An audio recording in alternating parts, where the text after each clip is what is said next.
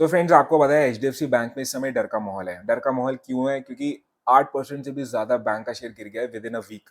एक हफ्ते के अंदर 8% डाउन है। जो शेयर ऑलमोस्ट 1750 पे एक नई अचीवमेंट्स या नई हाइट्स पे जा रहा था, लोग काफ़ी एक्साइटेड थे कि यार अब तो इसका एचडीएफसी लिमिटेड के साथ मर्जर हो गया है।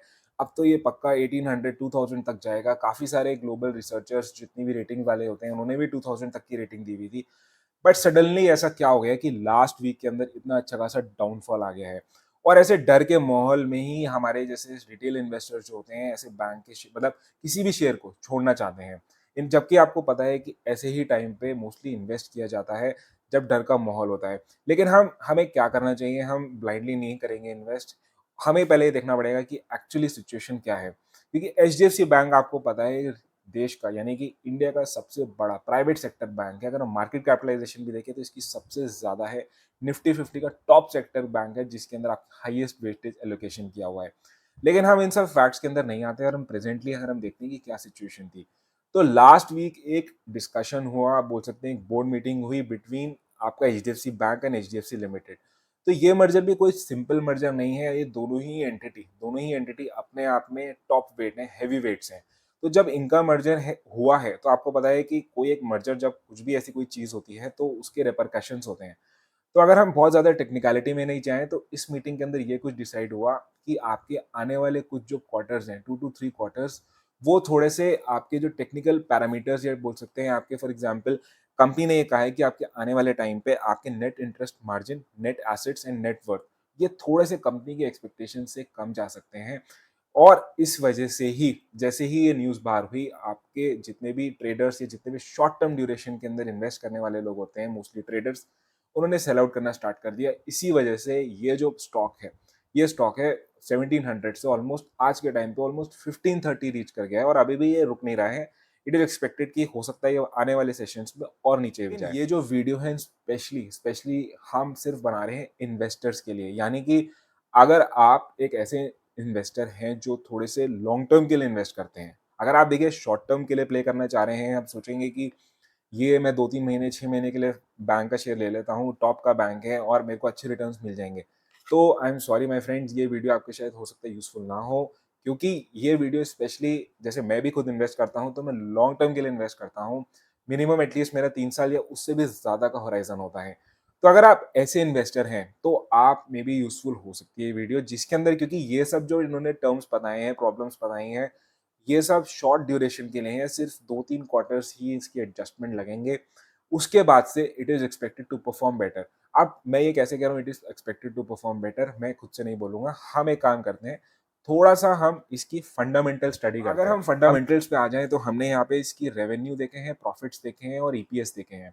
और ये फैक्चुअल फिगर्स हैं जो हमने पिक किए हैं लास्ट 4 ईयर से। अगर हम 2020 से 23 तक देखते हैं, तो स्पेक्टेकुलर रिटर्न्स आए हैं। रेवेन्यू वाइज़ अगर हम देखें तो 1,22,000 से ज़्यादा ऑलमोस्ट अभी इसके 1,73,70,000 करोड़्स, यानी कि इसका कंसिस्टेंटली रेवेन्यूज़ बढ़े हैं, प्रॉफिट्स की ग्रोथ हुई है, ईपीएस बढ़ा है, कंसिस्टेंटली बढ़ा है, किसी भी आपका ईयर के अंदर डाउनफॉल नहीं आया है।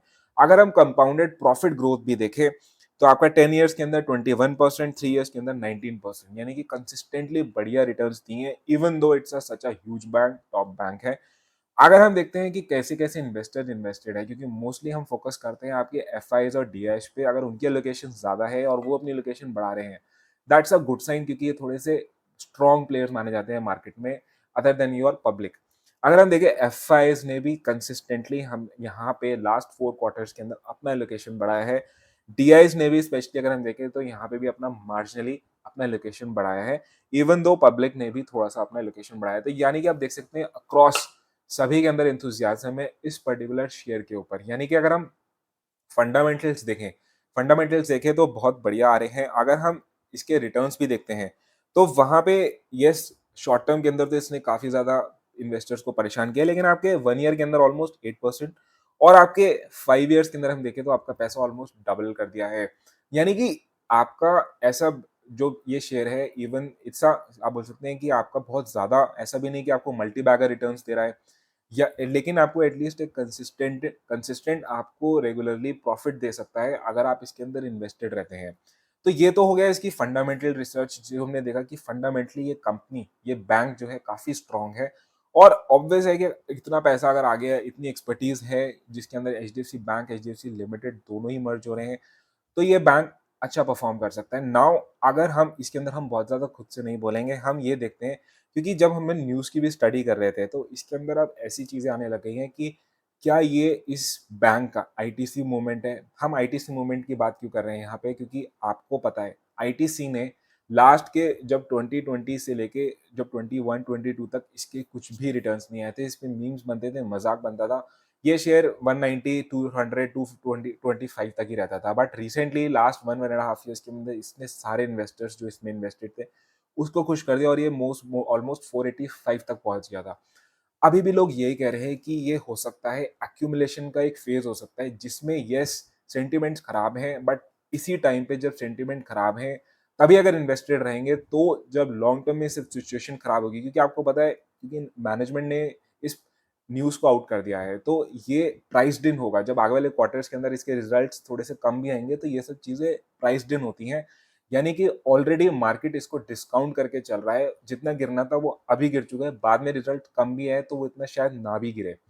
तो this can be an accumulation phase for more many people. Still I will say कि आपको जो करना है अपने फंड मैनेजर की एडवाइस से ही करना है। 1530 जो इसका प्रेजेंट टाइम है वो अच्छा खासा एक सपोर्ट जोन है। बाकी अगर आप इसके सपोर्ट जोन देखेंगे तो काफ़ी ज़्यादा 1400 तक भी जा सकता है। लेकिन वो कोई नहीं प्रेडिक्ट कर सकता क्योंकि मार्केट है, मार्केट को कोई प्रेडिक्ट नहीं कर सकता है। मैं क्या कर रहा हूँ, मैं थोड़ा-थोड़ा करके इस टाइम पे इन्वेस्टमेंट इस पर्टिकुलर बैंक में इन्वेस्ट कर रहा हूँ। क्योंकि मेरा होराइज़न लंबा है। अगर आप भी ऐसे इन्वेस्टर हैं, अगर आप भी यही सोचते हैं कि इंडिया का टॉप सेक्टर बैंक को कुछ नहीं होगा, क्योंकि आप ये देखिए बैंक के अंदर कोई फंडामेंटल ऐसी कोई प्रॉब्लम नहीं आई है, इसमें कोई एनपीएस खराब नहीं हुए हैं, इसके अंदर कोई एज़ सच कोई मैनेजमेंट का इश्यू नहीं हुआ है, कोई फ्रॉड नहीं आया है। बट येस 1-2 पैरामीटर जो चेंज हुए हैं कि अभी रिसेंटली अगर आप देखेंगे पीएसयू बैंक्स की भी परफॉर्मेंस काफ़ी अच्छी गई है क्योंकि गवर्नमेंट ने भी काफ़ी बढ़िया पुश किया है पीएसयू बैंक्स को उनको अपने एनपीएस जो बैड लोन लोन रिजीम है उनको रिमूव करना है। इस वजह से भी एक अच्छा खासा कॉम्पिटिटिव एनवायरनमेंट बना हुआ है। लेकिन ऐसे कॉम्पिटिटिव एनवायरनमेंट में ही और सारी कंपनीज बेटर परफॉर्म करती हैं। तो I am quite bullish about this particular bank. तो still I will say disclaimer again मैं पुट करना चाहता हूँ, आप इसके अंदर इंडिपेंडेंट एडवाइस लिए before you investing, do not go कि what I am saying. So I hope you got some idea. अगर आपको स्टिल कोई डाउट लगते हैं नीचे कमेंट बॉक्स में मेंशन करिए। Thanks a lot for watching this video. Channel पे अगर फर्स्ट टाइम आए हैं तो प्लीज सब्सक्राइब करिए, वीडियो अच्छी लगी तो लाइक करिएगा। Thanks a lot for watching this video. Thanks a lot.